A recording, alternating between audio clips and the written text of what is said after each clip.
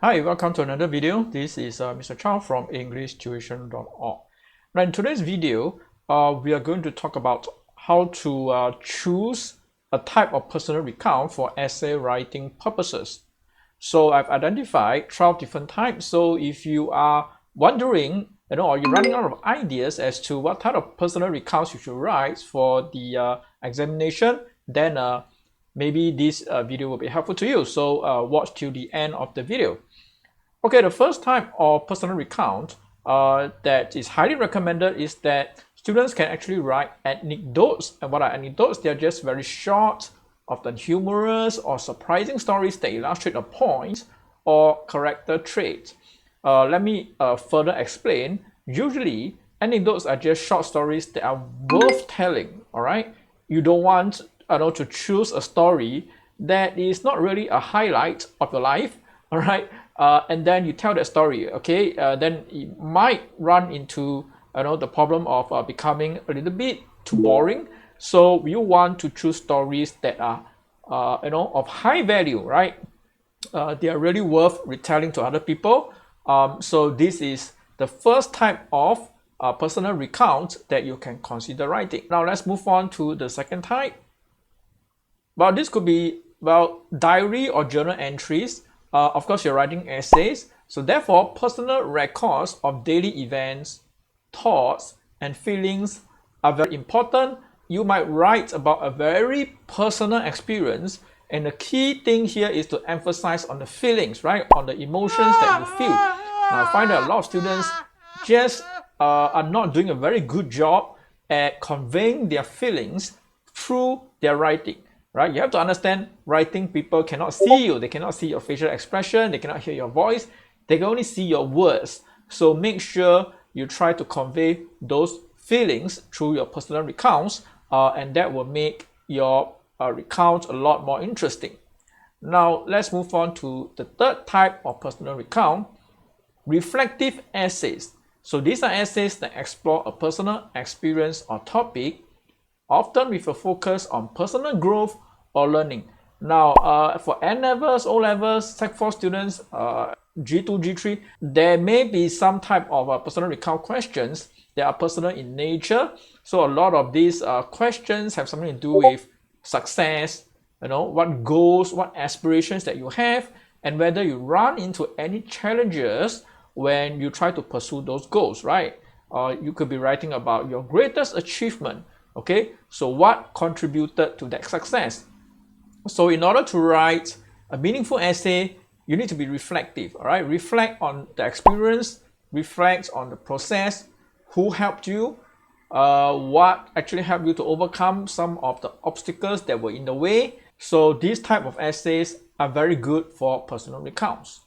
Now let's move on. Type 4, travelogues. Now I have some students who travel with their families annually, right? They go on family vacations. So these are actually accounts of personal travels, often including descriptions of places, cultures, and experiences. A lot of times, travelogues are meant to be very interesting, right? So do not just go through a very boring itinerary of what you have done, all right? And then when somebody read your essay, the most interesting thing is that, well, you stay at a hotel and went to the shopping mall. All right, that in itself is not interesting. What were the interesting incidents, right, that happened while you're on your travels, right? So therefore, when you write these type of essays, your descriptions of the places, the cultures, etc., have to be very vivid, include a lot of adjectives, a lot of expressions, right, so that you can engage the reader, right? People actually think about the place that you have visited, right? And you form a very strong impression in their minds. Okay, so that's how to be successful in writing a travelogue, right? As a personal recount. Okay, with that said, let's move on to type number 6. Students can also write about family stories. This is not really just about you, okay? These are narratives that explore a family's history, often through personal anecdotes and documents. So the family is a very strong starting point because students spend most of their time either at home or in school. All right, so if you spend a lot of time with your families, very likely that most of your personal experiences come from spending time with your family members. So think about, in the last 10 years, 10 years, right? 16 years, right? You're 16 years old taking O-levels. What are some of the interesting stories that you have while you are spending time with your families, right? I'm pretty sure you can come up with, one or two highlights that stem, right, from spending time with your family members, okay? Let's say, let's move on. Type 7. So like I said, the other place where students spend a lot of time is the schools, right? So students can write about their academic stories, right? These are narratives of a student's academic progress, which include successes or failures and some of the lessons learned, right? A lot of students actually do like and prefer to write these type of stories because everybody can relate to getting better results, right, or failing an exam. Okay, so this is something very familiar to students, and also you can mix it up a little bit with a bit of reflection, right? If you did not achieve your academic goals, what do you do next, right? What do you do to overcome the obstacles and then end up with success? All right, so this is another idea for you. So type number 8. Now, still in school, some students have got very colorful CCA stories to share. So, you could be a uniform group.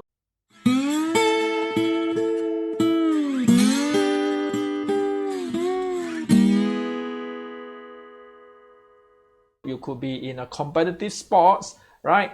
So just aim to share the interesting personal experiences, right? Were you a key player in your school team? All right. Do you encounter some interesting arguments, right, with your seniors, for example? Okay, so feel free to share your CCA experiences. Okay, next, type number 9. Now, childhood memories.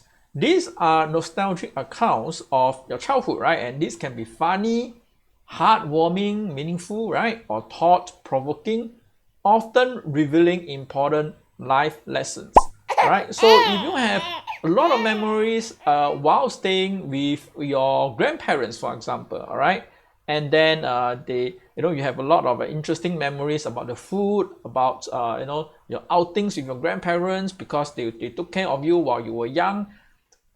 These can give rise to very interesting stories, right? If you write them as a personal recount, right? Because you encounter these experiences while you were young. That's another idea that you can use.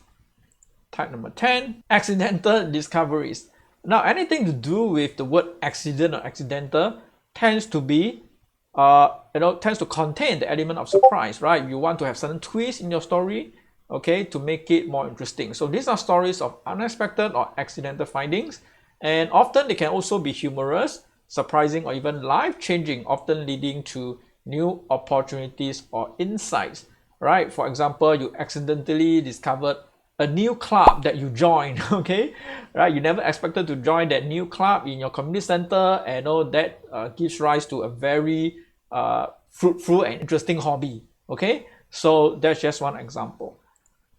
Now, type 11, you can write about some of, if you have them, right, unusual hobbies or interests, right? These are narratives about unique or unconventional passions, right? And because they are unique and unconventional, they are interesting to begin with, okay? So these can be inspiring, informative, or simply entertaining, showcasing the diversity of human interest. I understand that not all students have got interesting hobbies or interests, so I think it's never too late to start, right? Or you can read about other people's hobbies and then try to pick one up and then write an essay about how you got started, right? Next, last but not least, actually, you can write about some life-changing events. Again, because these are life-changing events, they are very important, significant turning points in your life, right? So these can be transformative, inspiring, or even tragic,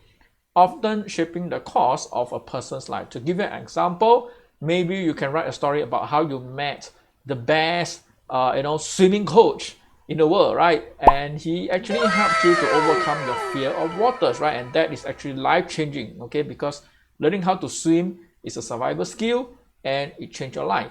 Or you could write a story about how you met, the best teacher in your school, all right, and you were about to give out on the subjects, and this teacher was so caring and so on and so forth, that eventually, it turned your life around, right? It turned your academic progress around, right? From bad, become good, right? And then eventually you become excellent, right, in your studies. And that's just because you met somebody who made a difference in your life. Okay, so you can write about the whole experience, and it can be a very interesting story, okay, for the reader to read.